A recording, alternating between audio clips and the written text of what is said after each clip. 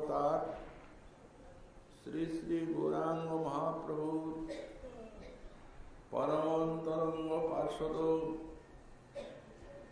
श्री श्री षड्गोसाई पादे अन्यतम आचार्य परम पूज्यपाद श्री श्रील जीव गोस्वामी चरण तान श्री भक्ति संदर्भ ग्रंथे 139 संख्यक अनुच्छेदे साधन भक्ति विविध गुणावली वर्णन प्रसंगे अनुच्छेदे साधन भक्ति सप्रकाशत्व वर्णना करছে বলছেন অতএব ভক্তি ভগবৎ স্বরূপ শক্তি বোধকম স্বয়ং প্রকাশত্বম আহ ভগবানের স্বরূপ শক্তি লাদিনী এবং সম্বিতের সার তার মিলিতাবস্থার নামই ভক্তি। সেই ভক্তি ভগবান কর্তৃক প্রেরিত হয়ে আর সাধক ভক্তির ইন্দ্রিয়ের দ্বারা তার নাম গুণ লীলা শ্রবণ কীর্তন দ্বারে প্রবিষ্ট হন এবং স্বয়ং ক্রিয়াশীলা হয়ে আর চিত্তের মালিন্য অপগত করে আর প্রেম রূপে পরিণতি লাভ করেন। তো সুতরাং স্বরূপ শক্তির বৃত্তি সাধক ভক্তগণে নিক্ষিপ্ত হয়ে থাকে ভগবান কর্তৃক।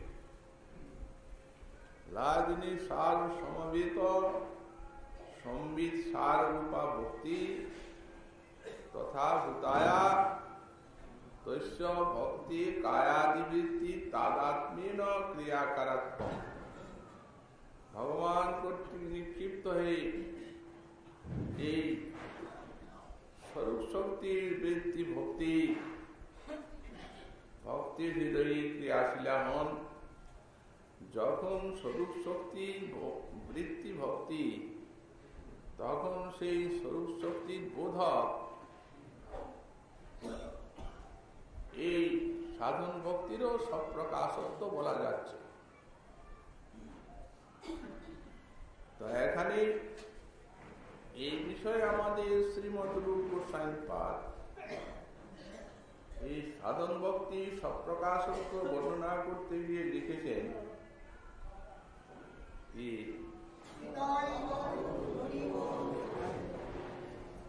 অত শ্রীকৃষ্ণ নামাদি ন ভবেত গ্রাহ্য ইন্দ্রিয়ৈ সেবন মুখে হি জিহ্বাদৌ স্বয়মেব স্ফুরত্তদ। ভক্তির সপ্রকাশত্ব বর্ণনা করতে গিয়ে গোস্বামী পাদ বললেন অত শ্রীকৃষ্ণ নামাদি। শ্রীকৃষ্ণ নামাদি বলতে ভগবানের নাম, তার রূপ গুণ লীলা, তার অর্চন বন্দনাদি ক্রিয়া অর্থাৎ নবধা ভক্তির যত ক্রিয়া এ ন ভবেত গ্রাহ্য ইন্দ্রিয়ই এ কখনোই ইন্দ্রিয় গ্রাহ্য নন। তাহলে বললেন সেবন মুখে হি জিহ্বাদৌ স্বয়ং এব স্ফুরত্তদ। সেবন মুখ জিহ্বাতে এই শ্রীকৃষ্ণ নামাদি স্বয়ং প্রকাশিত হয়ে থাকে। জিহ্বাদৌ বলতে জিহ্বা, কর্ণ, হস্ত, মন ইত্যাদি ইন্দ্রিয় স্বয়ং উদিত হয়ে থাকেন ভক্তি। ইন্দ্রিয়গুলি যখন সেবন মুখ হয় জিহ্বাটির নাম উল্লেখ করেছেন, কিন্তু আদৌ শব্দ দিয়েছেন। অর্থাৎ জিহ্বা যখন হরিনাম করার জন্য উন্মুখ হয়, কর্ণ যখন হরিকথা শ্রবণের জন্য উন্মুখী হয়, তেমনি হস্ত ইত্যাদি ইন্দ্রিয় যখন ভগবানের সেবা পূজা আরাধনার জন্য উন্মুখ হয়, মন যখন ভগবানের লীলা ভগবানের গুণ চিন্তনের জন্য উন্মুখ হয়, তখন সব প্রকার ভগবানের রূপ গুণ লীলা স্বয়ং এসে সেই সেবনমুখ ইন্দ্রিয়ে উদিত হয়। তখন এই সেবনমুখ ইন্দ্রিয় কোনটি, তাই সাধককে চিন্তা করতে হবে। সেখানে ব্যাখ্যাকার বলছেন, সেবাই এব উন্মুখং সেবন্মুখম। সেবাতে উন্মুখীন হয়েছে যে ইন্দ্রিয়, তারই নাম সেবন্মুখ ইন্দ্রিয়। দৃষ্টান্ত স্বরূপ বলা যেতে পারে, কেউ যেন একটা গৃহ নির্মাণ করবে, এখন সেই গৃহ নির্মাণ করার যে তার ইচ্ছাটি জাগলো, এখনো সে গৃহ নির্মাণ করে না, ইচ্ছা হয়েছে যে করবে। এই জন্য সে গৃহে যে যত উপকরণ সব নিয়ে আসছে। তো এই যে সেই গৃহ নির্মাণ করার জন্য উন্মুখ হয়েছে, এর জ্ঞান আছে, জানে যে গৃহটা নির্মাণ করলে সে সেখানে সুখে বসবাস করতে পারে। ওই জ্ঞানটা কোথার থেকে এলো? বলছেন, অন্য লোক যে গৃহ বানিয়ে সুখে বাস করছে, সেইটি দেখে দেখা দেখি তার এই জ্ঞানটা এলো। সেও সেই রূপ সুখে নিশ্চিন্তে স্বাধীনভাবে বাস করতে চায়। এই জন্য গৃহকরণে তাকে উন্মুখ বলা যায়। তাহলে অন্যজন ভজন করছেন এবং ভজন করে তারা আনন্দ লাভ করছেন, সেই সকল ভক্তের যে ভজনানন্দ, সেই ভজনানন্দ দেখে আর যারা ভজন করেননি তারাও ভজন করার জন্য উন্মুখ হচ্ছেন, যে অমনি আমরা হরিনাম করব, ঠাকুর পুজো করব, হরি কথা শুনবো, ভজন করব। তো ব্যাখ্যাকার বলে এটি গৌণ। ওই গৃহকরণ যে একটা জড়ীয় ব্যাপ আছে, সেগুলির সঙ্গে সর্বাংশে এই ভক্তি বা ভজনের দৃষ্টান্ত হয় না। এই যে উন্মুখতা, ভজনী উন্মুখতা, এই যতক্ষণ পর্যন্ত না মহতের কৃপালাভ হয়, ততক্ষণ পর্যন্ত ওটা মনে আসবেই না। সুতরাং মহতের কৃপা যখন মূলে আছে এবং সেই কৃপাটিকে নির্গুণ বা সপ্রকাশ বলা হচ্ছে, তখন তিনি যে ভজনে উন্মুখীন হলেন, ওই সেবন্মুখ ইন্দ্রিয়ে স্বয়ং প্রকাশিত হচ্ছেন ভগবানের নাম রূপ গুণ লীলা। এই জন্যই সপ্রকাশ, স্বয়ং প্রকাশ। দৃষ্টান্ত দিচ্ছেন একটা ভাগবতের থেকে। যখন ভরত হরিঞ্জনী পেয়েছেন, হরিঞ্জনী ত্যাগ করছেন, তখন মরণ সময়ে একটি নদীর জলে অর্ধমগ্ন হয়ে আর একটা কিছু স্তুতি করছে ঠাকুরের। যজ্ঞায় ধর্মপতয়ে বিধুনি পুণ্যায় যোগায় শঙ্খ শিরসি প্রকৃতিশ্বরায় নারায়ণায় হরৈ নমৈতুদারম হাস্যন মৃগত্বমপি য সমুদাজহার। উনি ভগবানের কাছে তার গুণ মহিমা কীর্তন করছেন। যজ্ঞায় অর্থাৎ যিনি যজ্ঞের প্রতীক বা যজ্ঞাদির ফল দান করে থাকেন। ধর্মপতই, তিনি ধর্মপতি, অর্থাৎ ধর্মের গ্লানি হলে যিনি এই ধর্ম রক্ষার্থে প্রচারার্থে অবতীর্ণ হয়ে থাকেন, বিধি নৈপুণ্যায় সকল প্রকার বিধিতে তিনি সুনিপুণ, যোগায় যোগাদি ফল যিনি দান করে থাকেন, সাংখ্য শিরসী, সাংখ্য মানে জ্ঞান, অতএব সেই জ্ঞানেরও মস্তক অর্থাৎ জ্ঞানেরও দান স্বরূপ তিনি, এই জ্ঞানের ফল তিনি দেন প্রকৃতিশ্বরায়, তিনি মায়ার ঈশ্বর, মায়াপতি। নারায়ণায় হরয়ে নমঃ, সেই নারায়ণ শ্রীহরির পাদ পদ্মে প্রণাম করি। ঈশ্বর স্বামী যখন এইগুলিকে ব্যাখ্যা করছেন তখন বলছেন যে যে কর্মকাণ্ড আর জ্ঞান কাণ্ড আর দেবতা কাণ্ড, এই কর্মকাণ্ড, জ্ঞান কাণ্ড, দেবতা কাণ্ডের যত ফল থাকতে পারে সমস্ত ফল ভগবান নারায়ণ তিনি দান করে থাকেন। সকলেরই তিনি অধিপতি, প্রকৃতিশ্বরায়, এবং তিনি সাক্ষাৎ মায়াপতি। অতএব নারায়ণ হরে নম, সে নারায়ণ বিশ্বপতি হরে, ভক্তের মনকে যিনি হরণ করে থাকেন। অর্থাৎ এই ব্যাখ্যাটা শ্রীধর স্বামী করেন নাই, এটা শ্রীজীব গোস্বামী পাদের ক্রমসন্দর্ভ টিকা। উনি বলছেন হরে, তিনি মনকে হরণ করেন, মনোহর, ভক্তের মনকে যিনি হরণ করে থাকেন, সেই যে মনোহরণকারী শ্রী ভগবান, তাঁর চরণে প্রণাম করি। এইটা বলে আর মৃগত্তম প্রিয় হাস্যন মৃগত্তম, ওই মৃগ দেওয়াটা ছাড়বে।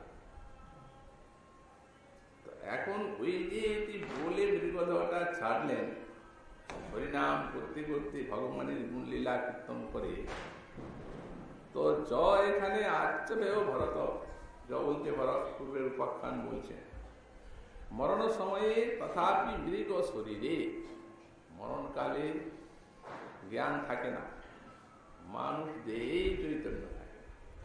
মানুষ দেহে কি সকলে মরণ সময় হরিনাম করতে পারে না? 3 দিন বা 10 দিন আগেই জ্ঞান হইতে হয়, হরিনাম আসতে একে তো মরণ কাল, তারপরে আবার মৃগ দেহ। ওই দেহের জিহ্বার হরিনাম উচ্চারণের কোনো শক্তি নাই, এটা মানুষ শরীরেই আছে। অতএব তদ বচন জন্মান্তন্ত আবার সপ্রকাশত্বং এগোতস্যা, অতএব সেই জিহ্বায়, হরিণের জিহ্বায় যে নাম আসবেন না, আসতে পারেন না, তাহলে হরিনাম এবং ভগবানের লীলাগুণ যে সপ্রকাশ, এটি জানা যাচ্ছে। ওই যে পূর্বের ভক্তি, সেই ভক্তির থেকে এই সপ্রকাশ ভগবানের নাম মরণকালে এসে সেই মৃগদেহে উদিত হল। সপ্রকাশ না হলে কখনো সম্ভবপর নয় যে সেই সময় উনি হরিনাম গ্রহণ করতে পারেন। সুতরাং সপ্রকাশমেব তুষ্যা কীর্তন লক্ষণা ভক্তি সিদ্ধতি। তো সুতরাং কীর্তন লক্ষণ যে ভক্তি, শ্রবণ কীর্তনাদি, এই যে সপ্রকাশ, এই ভাগবতের বাণীতে তা জানা যাচ্ছে। অর্থাৎ তার তো ভজন ছিল, এই ভজন ছিল, হরিনামের অভ্যাস ছিল। এখন ভগবান গীতাতে বলছেন জং জং ভাব শরণবাপি তজ্জং তন্ত্র করিব স তমে বৈতি কুন্তেয় সদা তদ্ভাব ভাব। মরণ সময়ে যে যে ভাব প্রবল হয়, আর সেই ভাবটা নিয়ে যখন দেহ ত্যাগ করা যায়, তখন সে সেই ভাবটাই পায়। তো কিন্তু শেষে একটা শব্দ দিচ্ছেন সদা তদ্ভাব ভাব, অর্থাৎ সারা জীবনে যে ভাবটার প্রাধান্য থাকবে, সেই ভাব ছাড়া অন্য ভাব মরণ সময় আসতে পারে। তো এনার ওই পরদেহে রাজর্ষি দেহে ভগবানের প্রতি যে এর ভক্তি এটি প্রবল ছিল।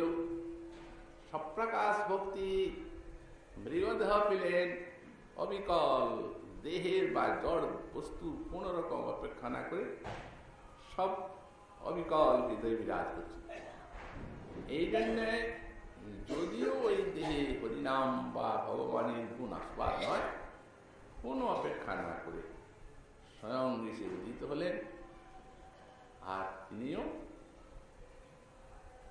রাজ মহর্ষি হয়ে জন্মালেন। হরিণ দেহ তার ভক্তি সপ্রকাশত্ব হেতু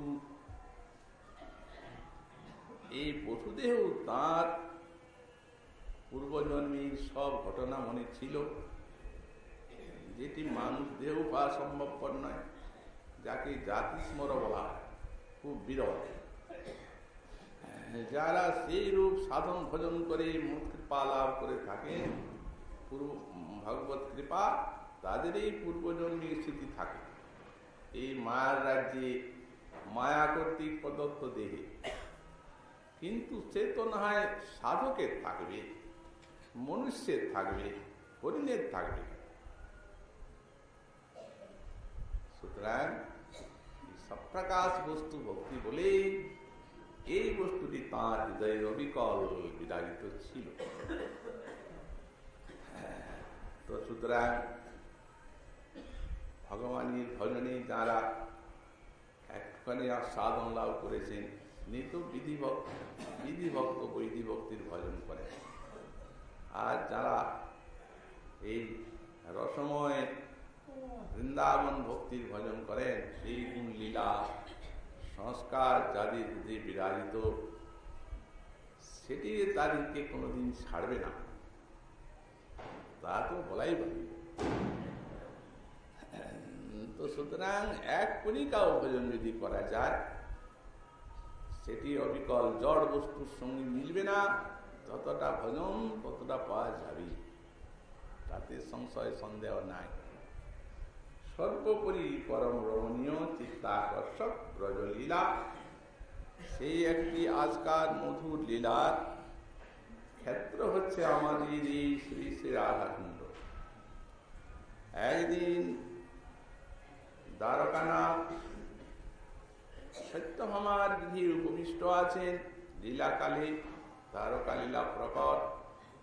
তখন সত্যভামা দেবী কৌতূহলে প্রশ্ন করছেন, নাথ, এই যে আমার কঙ্কন, এই কঙ্কনে যে মুক্তা ফলগুলি আছে, এই মুক্তা ফল ফল কেন বলা হয়?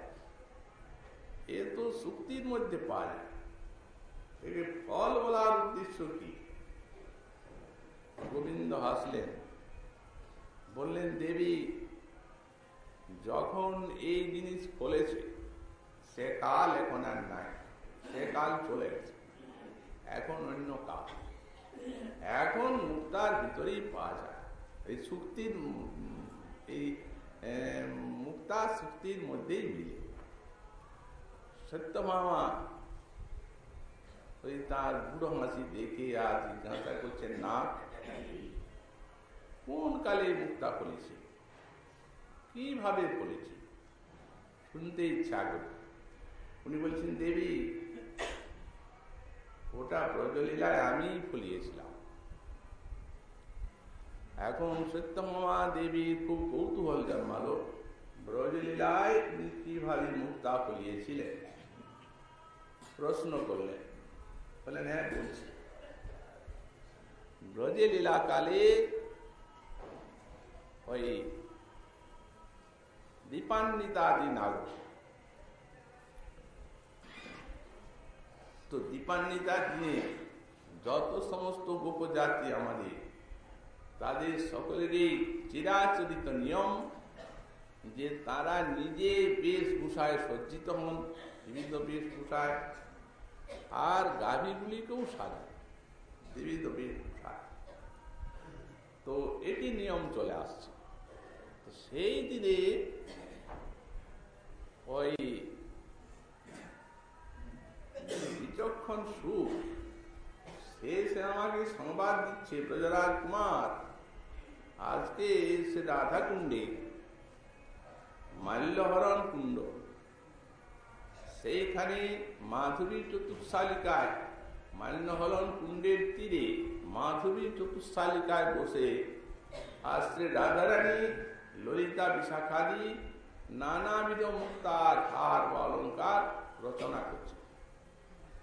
আমি শুনে আর সেইখানে চলে গেলাম। ওরা দেখেছেন আমাকে, কিন্তু মাথা হেঁট করে আর ওই মালা তৈরি করছেন, মুক্তোর মালা। আমি সেই মাধুরী চতুর্শালিকার বাইরে দাঁড়িয়ে প্রাঙ্গণে, ললিতে শোনো, আমি এখানে এসেছি, অনেক তো মুক্তোর হার তার তৈরি করছ, কতগুলি মুক্ত আমায় দাও। আমি আমার অতি প্রিয় দুটি গাভী, একটা নাম হরিণী আর একটার নাম হংসী, সেই দুটোকে আমি সাজাবো, তাদের মালা পরা, আজ দীপান্বিতা দিন দাও। তোরা তো আমাদের তাকাই নেই, ওই কেবল হাসছে আর পরস্পরে খারাপ চোখ ঠাড়াঠাড়ি করছে আর মৃদু মৃদু হাসছে আর নিজের মনে মালাই। কি ললিতে, এই যৌবন রূপ পর্বতের উপরে আরোহণ করে কি তোমরা বদ্ধকন্যা হয়ে গেছো? শুনতে পাচ্ছ না আমার কথাগুলো? মুক্ত দাও। যদি মালার মতো না দেবে, আমার যে ওই দুটো গাভী আছে, ওই দুটো চারটা সিং, এই চারটা সিংয়ে পরাবার মতো অন্তত 2-4টা, বেশি যদি না। তখন ললিতা বলছেন যে দাঁড়াও, দেখছি। প্রথমে তো বললেন মানুষই মুক্তা ধার করতে পারছে না, আর এর আবদার দেখো, এই গাভীকে মুক্তা পড়া। দেখো ললিতে, আমার গাভী সাধারণ নয়, মানুষের থেকে অনেক মূল্যবান আমার গাভী। অতএব আমার গাভী তো যথাযথ মুক্তা করবার জন্য। ললিতা বলছেন তবে দাঁড়াও রাজকুমার, দেখি তোমার গাভীর মতো মূল্যবান আমাদের মুক্তা আছে কিনা। নাড়াচাড়া করছে, মুক্তগুলোকে নাড়াচাড়া করতে করতে বলছে, ভাই অত দামি মুক্তা নেই, যাও। দেখো ললিতে, বেশি পরিহাস করবে না কিন্তু আমার সঙ্গে, এর পরিণাম ফল কিন্তু ভালো হবে না বলে দিচ্ছি। তখন কিন্তু আমার কাছে তোমাদের আসতে হবে। হ্যাঁ হ্যাঁ যাও, কি আসতে হবে ওর কাছে, কে যা। আচ্ছা, এই বলে আমি চলে এলাম মায়ের কাছে। মাকে বললাম, মা কতগুলো মুক্ত দাও।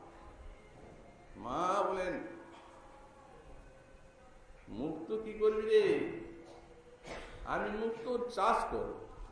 আরে দূর, বোকা ছেলে, মুক্তার চাষ হয় নাকি? ওই মুক্তা ফলে না, ওর চাষ হয় না, মুক্তা শুক্তিতে পাওয়া যায়। দাও না মা, আমি তোমাকে 4 দিন বাদে মুক্তার অঙ্কুর দেখিয়ে দেব, আর কয়েক দিনের মধ্যে আমি মুক্তা ফলিয়ে তোমায় দেখিয়ে দেব। তা এখন এইগুলিকে মা বিশ্বাস করছেন, কিন্তু বিশ্বাস না করলেও ওর হাতে রক্ষা নেই। যে জিদ ধরবে একবার, সে জিদ না নিয়েও ছাড়বে, হাতল ধরে টানাটানি। আর তারপরে তো রুকমণি বলেই রেখেছেন যে যবে ভগবান অবতীর্ণ হলেন তবে থেকে প্রথম রমাগুনির বিহার।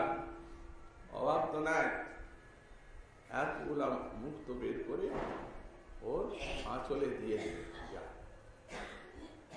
উনি তো চলে গেলেন যেখানে যমুনায় ওই সব ব্রজরমণী জল নিতে আসে, ওই ঘাটে, ওই ঘাটের কাছে ছোট ছোট ক্ষেত তৈরি করে আর সব দুধ দিয়ে মুক্তা সেচন করে মুক্তা লাগালেন। যাও সুবল,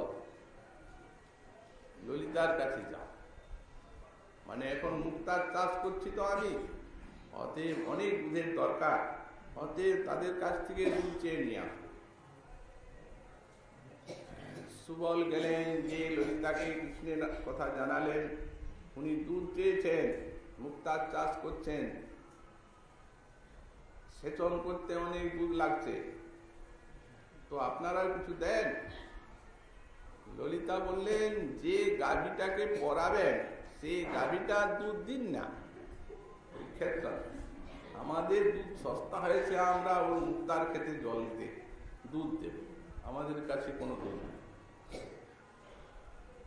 তারপরে আচ্ছা দেখো, পরে দেখাবো। ঠিক আছে, কি দেখাবো? 4 দিন পরে অঙ্কুর বেরিয়ে গেছে। প্রথমে মাকে আঁচলে ধরেছে, চলো মা, তুমি বিশ্বাস করো না যে আমার মুক্তার এই গাছ হবে, তোমায় দেখাবো। বেরিয়ে গেছে। তারপরে মাকে তো টেনে নিয়ে আনলেন, দেখো মা, এইসব মুক্তার।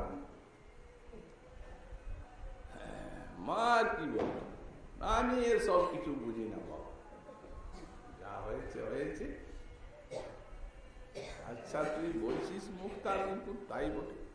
মা তো চলে গেলেন, কি সহজে তিনি বিশ্বাস করলেন ছেলের কথায়। যাই হোক, এদিকে বড় হতে লাগলো মুক্তার সেই লতা। মুক্তা লতা বেরিয়ে গোপীগণ যান, বলেন সখীগণ, এই তো দেখা যায় না, কি বাস্তবিকই মুক্তা গাছ করলো নাকি, মুক্তা ফলাবে? কে বলে, দেখো এই কাঁটার গাছ, হিংসরা লতা বেরিয়েছে, কিছুদিন পরে দেখা যাবে। আচ্ছা দেখো কি হয়। কিছুদিন পরে বড় হলো, বড় হতে হতে সেই লতাগুলিকে সেই গাছের উপরে চড়িয়ে দেয়, গাছের উপরে চড়িয়ে আর ক্ষেতগুলির চারদিকে বেড়া দেওয়া হয়, ভালো রকম বেড়া। এখন এই করতে করতে খুব অল্প সময়ের মধ্যে কয়েক দিনের পরে ফুল ফুটে গেল। যখন ফুল ফুটল, তখন তার সৌরভে সারা ব্রজধাম আমোদিত। প্রত্যেকেই কানাকানি করছেন, ভাই এই সৌরভ এই কোন ফুলে কোনদিন পাই। কৃষ্ণ মুক্তার চাষ করেছে, তার থেকে যে ফুল, সেই ফুলের সৌরভ, অলৌকিক সৌরভ। ব্রজগোপীকা আগমন, রাধা ললিতা ইত্যাদি পরস্পর কথা বলেন, সখীগণ আছে যথার্থ মুক্তা ফলাবেও, ফলাতেও পারে, কারণ এমন তো ফুল আমরা কোনোদিন সৌরভ পাইনি, এমন গাছও দেখিনি, আর এমন ফুলের সৌরভও পাই। আচ্ছা আগে ফলুক না, দেখা যায়। ফুল হয়েছে, ফল তো হয় না। কয়েকদিন পরে ফল পেলে, অপূর্ব মুক্তা, যা মুক্তা এই জগতে দেখাই যায়। মহামূল্যবান সমস্ত মুক্তা ফলতে লাগলো। গোপীগণ একত্রিত হয়ে পরামর্শ করতে লাগলেন, সখীগণ ও তো এবারে বিপদ করবে, ও এই বৃন্দাবনে থাকতে দেবে না।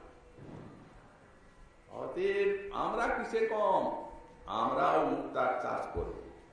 ও যখন চাষ করে মুক্ত ফলিয়েছে, আমরাও মুক্তা ফলাব। ললিতা বলছেন, দেখো বেশি আস্পর্ধা তোমরা করতে যাবে না, দেখো অনেক বিদ্যা জানে। অতএব যে লোকটা এই গিরিরাজ পর্বতকে 7 দিন ধরে রাখে, তার সঙ্গে স্পর্ধা করে কোনো লাভ নাই ভাই। অতএব ও অনেক কারো কাছে মন্ত্রতন্ত্র শিক্ষা করেছে, সেই নিয়ে এটা করছে। তুঙ্গবিদ্যা বললেন ললিতে, আমরা মন্ত্র শিখব। পূর্ণমাসী দেবীর শিষ্যা নান্দি মুখের কাছে চলো, যে মন্ত্রগুলা ও জানে তার থেকে অনেক বেশি জানে, সেগুলো আমরা শিখে নিব। সকলে নান্দি মুখের কাছে গেলেন, আনুকর্বিক সব শোনালেন। নান্দিমুখী মনে মনে চিন্তা করছেন, এই মুখ তার ক্রয় বিক্রয় হয়ে যাবে। ওদের তারই অঙ্কুর দেখা যাচ্ছে, অতি অপূর্ব এই সরস মধুর লীলা। যেহেতু এই লীলা যাতে পুষ্ট হয়, এই জন্য এদিকে উৎসাহ দেওয়ার দরকার। দেখো ললিতে, রাধে শুনো বলছি, কোনো মন্ত্র লাগে না। জানো এই জায়গাটা চিন্তামণি ভূমি, কল্প বৃক্ষময় ভবন, যেখানে গাছে সব মণিমুক্তা ফলছে, যেখানে জমিটা চিন্তামণিময়, সেখানে মুক্তা ফলানো কি আশ্চর্য কথা। তোমরা ওর থেকে ভালো ফলাতে পারো, আমি বলছি যাও মুক্তা তোমরা চাষ করো। এই তো আচ্ছা, হবে তো? অবশ্য হবে। দেখো ওর হলো, তোমাদের হবে না কেন? তারপরে তারা এসে সব মুক্তা এমনি ক্ষেত তৈরি করে, আর সব ঘরে যা কিছু মুক্ত ছিল সব ওই ক্ষেত। রাধারানী শুনে ওদিকে চন্দ্রাবলী ইত্যাদি তারাও সব মুক্তা চাষ করলেন। কিরকম না, ঘরে আর কারো মুক্তা একটাও থাকে। পরস্পর ব্রজে প্রচার হয়ে গেল। গোপগণ বলেন, মা কি হচ্ছেটা কি? এই যে শুনছি মুক্তা চাষ করছে বউয়েরা, তো মা তোমরা কিছু জানো? বৎস দাঁড়াও, কৃষ্ণ মুক্তা ফলিয়েছে, তাও বউয়েরাও চাষ করছে, অনেক কোটি কোটি মুদ্রা দাম। সুতরাং কয়েকটা ঘরের মুক্ত গেল, তাতে আর কি আছে? আচ্ছা, মায়ের উপরে আর কি কথা। গোপীগঞ্জ যুক্তি করেছেন ওর থেকে ভালো হওয়া চাই, অতএব দুধ দিয়ে সিঞ্চন করেছিল, আমরা খালি নবনীত আর ঘি দিয়ে সিঞ্চন করব, আমি মুক্তা যেন হয়। নবনীত ঘি যেতে লাগলো খালি মুক্তার খেতে। গোপেরা বলেন, মা কি হচ্ছে? এত যে ঘি তৈরি হচ্ছে, এত যে সমস্ত নবনীত, তো বাজারে কিছুই যাচ্ছে না, কি হচ্ছে এটা কি? দেখো বৎসগণ, বউয়েরা যে চাষ করেছে না, কৃষ্ণ দুধ দিয়ে সেচন করেছিল, মুক্তার জল দিয়ে সিঞ্চন করলে হয় না। বউয়েরা ওর থেকে ভালো ফলাবে, এই জন্য ঘি আর ননি দিয়ে সেচন করছে। কিন্তু দেখো মা, যদি মুক্তা না ফলে ঘরে ঢুকতে দেব না, না ফলবে। কৃষ্ণের যখন ফলেছে তখন ফলবে না। কয়েকদিন পরে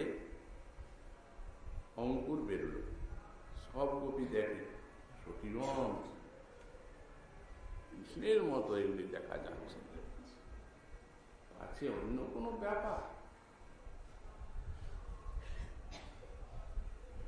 কৃষ্ণ ওদিকে করেছেন কি, এই এত মুক্তা ফলেছে, কি করবেন? অতএব গাভীর গলায় মুক্তার হার, মহিষের গলায় মুক্তার হার, ছাগলের গলায় মুক্তার হার, মেষের গলায় মুক্তার হার, বাঁদরের গলায় মুক্তার হার, এইসব মুক্তা চার দিয়ে এত ছড়াছড়ি।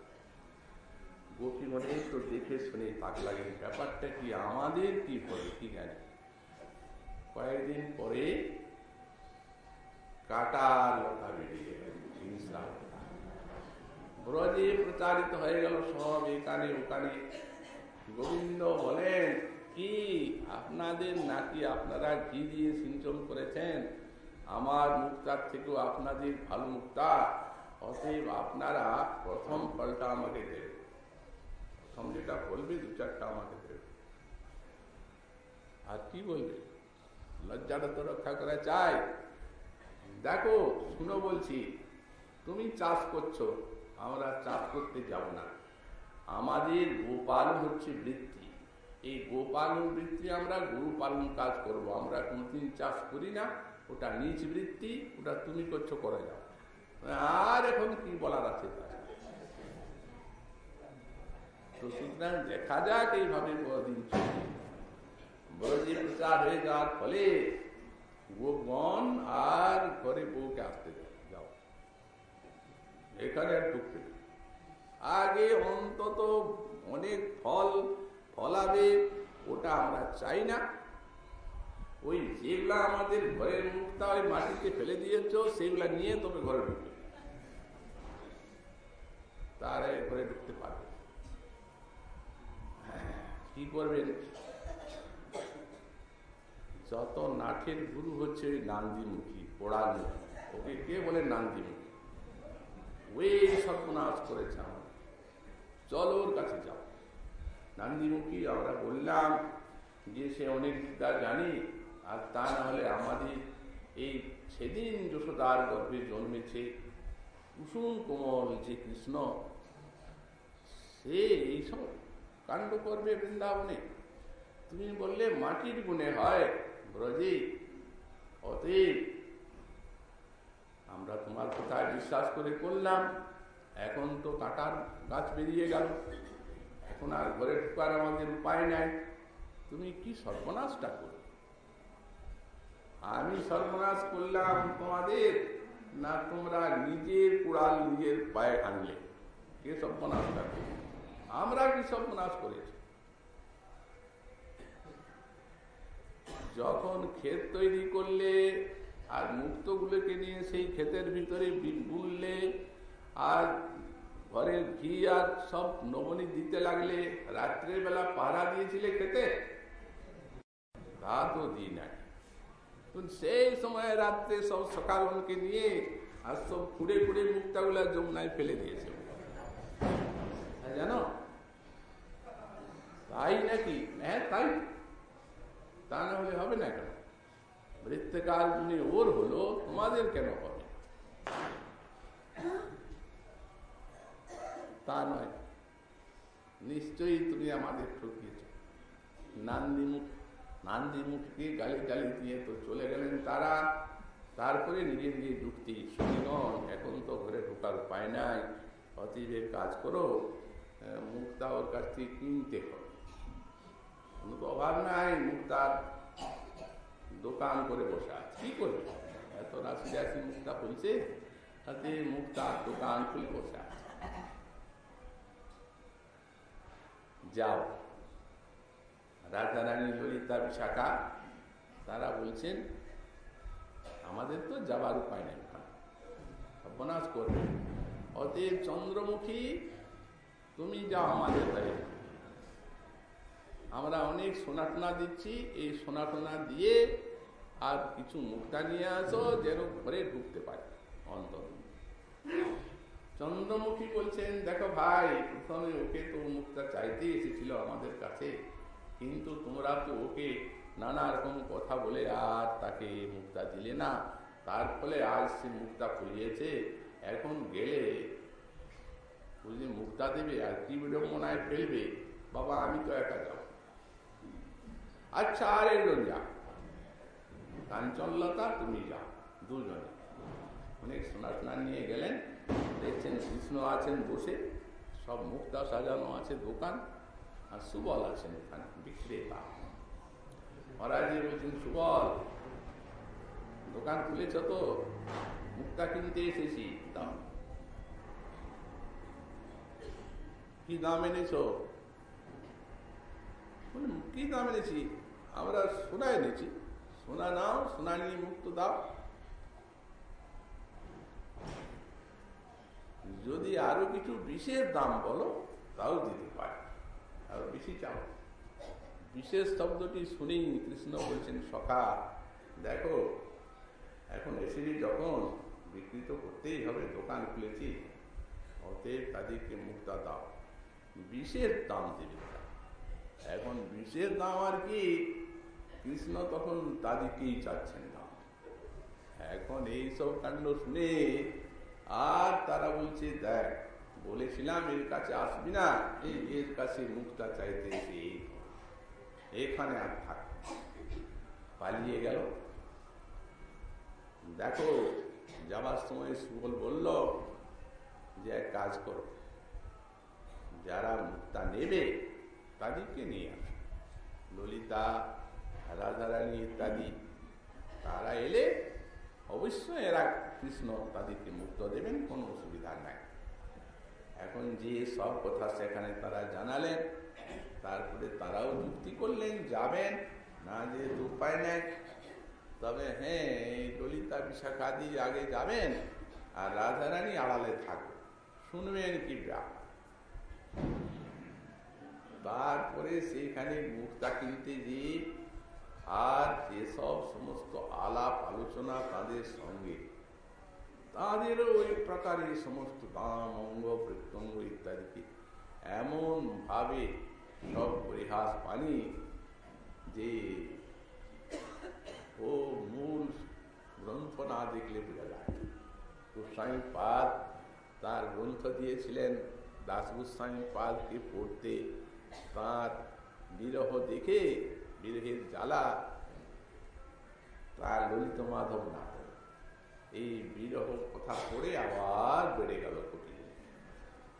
তখন ওর জন্যই দানকিলি কৌমুদি রচনা করে, দানকিলি কৌমুদি রচনা করে আর বললেন, রঘুনাথ এটা পড়ো, ওটাই কিছু কাজ বাকি আছে, লেখালেখি সংশোধনের দাম। ছল করে নিয়ে গেল ওই দানকিলি কৌমুদিতে যে সম্ভোগ লীলা, ওই বিরহের পরে সমৃদ্ধিমান সম্ভোগ এসে, সেই সমৃদ্ধিমান সম্ভোগ আস্বাদনের দুটি ফোয়ারা বেরিয়ে গেল, দানকিলি চিন্তামণি আর একটাই মুক্তাঞ্জলি।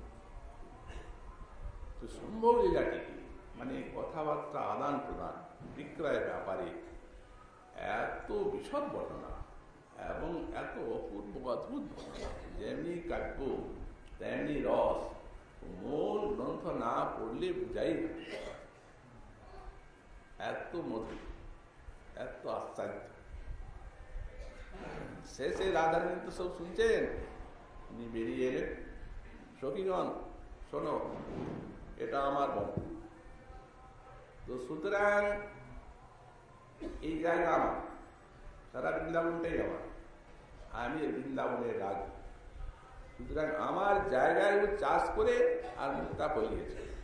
তো যার জায়গায় চাষ করে কিছু ফলানো যায়, সে যার জমি তার অর্ধেক, অর্ধেকটা দেখ, অর্ধেক দাও। হ্যাঁ ঠিকই বলেছে ভাই, কথা তো ভুলে গেছি, তা অর্ধেক দাও। পয়সা কিসের, দাম কিসের দেব, জায়গা রাধারানী, অতএব অর্ধেক মুক্তা আমাদের প্রায়। কোথায় আছে? স্মৃতিতে আছে রাধা বৃন্দাবনে বনে, বৈকুণ্ঠে ইন্দিরার মা, অযোধ্যাং জানকী, দার্বত্যাং রুক্মিণী রমা, রাধা বৃন্দাবনে। রাধারানী হচ্ছেন বৃন্দাবনের মালিক, অতএব দাও, প্রত্যেক দাও। পয়সা দিতে চাইলাম, দিলে না, এখন জমি আমাদের, এমনি আমাদেরকে আধা দিতে হবে, নিয়ম। তা এখন গোবিন্দ বলছে, স্মৃতি বলেছে, তো শ্রুতি কি বলেছে দেখো, কৃষ্ণ মনম, বনটা কৃষ্ণের আমার। অতএব শ্রুতি বাক্যের দ্বারা স্মৃতি বাক্য পাতিত হয়, এরকম হয় না। কোথায় লেখাপড়া শিখেছি, 2.5 বছরের থেকে গুরু চলাচ্ছে, আমরা পূর্ণমাসী নান্দি মুখির কাছে সব বিদ্যা শিখেছি। শ্রুতি স্মৃতি কখনো এই রূপ বিরোধ নাই, সমন্বয় আছে। অতএব বলো দেখি এই কৃষ্ণ বনম এটা কি সমাস? সবাই হাসছেন, কি সমাস ছাড়তুলা আচার্য, পেটে তো কালী রাখর নাই, বলো দেখি কি সমাস? কৃষ্ণ বললেন কেন, এটা কি আছে, এটা ষষ্ঠী তৎপুরুষ, কৃষ্ণস্য বনম কৃষ্ণ বনম, এই তো সোজা।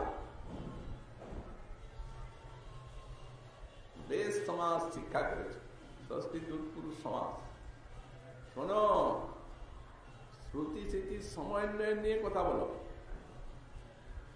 শ্রুতি স্মৃতি যদি সমন্বয় করা হয়, তাহলে এটাকে এই কর্মধারয় বহুব্রী সমাজ করতে হবে। কৃষ্ণঞ্চ সামঞ্চ তৎবনঞ্চেতি, কৃষ্ণ বর্ণ অর্থাৎ সাম বর্ণ রাধার বন, রাধা বৃন্দাবনে মনে উনি মালিক, তার বনটা কিরকম, কৃষ্ণ বর্ণ সাম বর্ণ লতা পাতার বন। এখন সেইটা দেখে তোমার নাম কৃষ্ণ, তুমি বলছো আমার তোমার না। তখন কোন সখী বলছেন, হে তুমি এতগুলা কর্ম ধারণ করলে, গিরিধারণ, অসুর মারণ, ব্রজ রক্ষা, এতগুলা কর্ম ধারণ করে আর কর্মধারয় সমাজ করতে পারবে না।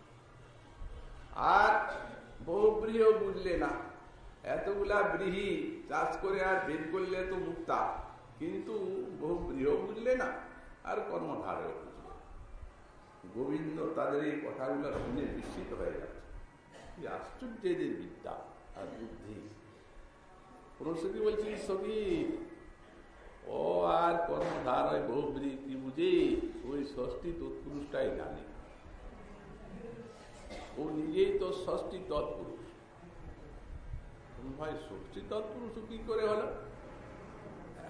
বললেন, হ্যাঁ শুনো ব্যাখ্যা করছি। ষষ্ঠী কাচি একা তৎস্যা পুরুষ পতিদেব। আমাদের এই বৃন্দাবনের ষষ্ঠী নামে একটা মেয়ে আছে, ওই সেই ষষ্ঠী পুরুষ মানে পতি, তাই ষষ্ঠী তৎপুরুষটা আবার ভালো জানে। ভাই বৃন্দাবনে কে ষষ্ঠী জানো না? বৃন্দাবনের ষষ্ঠী চন্দ্রাবলী তো ষষ্ঠী। ও কি করে ষষ্ঠী হলো? প্রথম পুরুষ গোবর্ধন মল্ল, দ্বিতীয় হলো ভারুন্ডা, তৃতীয় হলো করালা, তারপরে চতুর্থী হলো পদ্মা, পঞ্চম হলো সভ্যা, আর ষষ্ঠী হলো ওই বটতলবাসিনী চন্দ্রাবলী, যাকে আরাধনা করলে অনেক বাচ্চা কাচ্চা। ষষ্ঠী পূজা হতে সব পরিহাস করছে, শুনে কৃষ্ণের তাকে নিয়ে যাচ্ছে, কিছু উত্তর আর দিতে পারছেন। অতীর তস্যা তৎপতিদেব, তার যখন পতি ভাই, তখন তুমি এর কাজ করো, এই আমাদের বন ছেড়ে দিয়ে মুক্তা টুক্তা সব আমাদের, আর তুমি ওইখানে বটতলবাসী ওই জায়গায় যাও, সেখানে অনেক ফুলের গাছ আছে, যেখানে চন্দ্রাবলীর জায়গা, সেখানে অনেক ফুলের গাছ আছে। তুমি তো রাখাল, ওই পাকা কুলগুলো তুমি সেই গাছের থেকে নামাবে আর খেয়ে খেয়ে গুল চড়াও। এই মুক্তা টুক্তা ছাড়ো, এগুলো সব আমাদের। এইরূপ হাস্য পরিহাস রস মুক্তিমান। শেষকালে রাধারানী, ললিতা, বিশাখা ইত্যাদি তাদের জন্যই তো এই সমস্ত লীলা।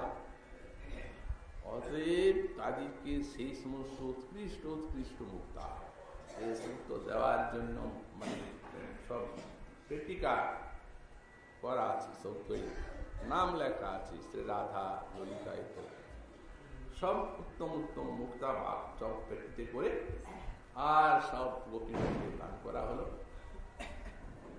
এই মুক্তা হল। তারপরে ব্রজলীলার বিশেষ রীতিতে এত বিরহ শ্রীকৃষ্ণের মূর্ছা। সত্যভামা দেবী, উদ্ধব ইত্যাদি সকলে এলেন, মাতা পিতা, কি হচ্ছে? এই মুক্তা ফলের কথা জিজ্ঞাসা করে ব্রজলীলা বলতে বলতে তারপরে শেষকালে অনেক প্রযত্নে ব্রজে তোমায় নিয়ে যাওয়া হবে, ব্রজে নিয়ে যাওয়া হবে। অনেকক্ষণ পরে সংজ্ঞা পেলেন, তারপরে দিন দেখে আর রথে আরোহণ করে আর শ্রী বৃন্দাবনে আগমন করলেন। এইখানে সেই পান যেমন সেই সমৃদ্ধিমান কুণ্ডটা, সেই প্রকারে সেই জায়গায় কুণ্ড স্নান করেছেন তার আজকাল দিনে সেই লীলা। অতএব সেই লীলাধাম রাধাকুণ্ডী, এইখানে সেই লীলার আরম্ভ বা উৎপত্তি। এই জন্যে আমরা প্রতি বৎসরে লীলা রসা সাধন করি। এত মধুর লীলা যিনি লীলা রচনা করেছেন, তাঁর করুণা কামনা করি। আবার আগামীকাল আমরা পরবর্তী শ্লোকের ব্যাখ্যা সাধন করব। আজকে আমাদের সুন্দর কথা এখানে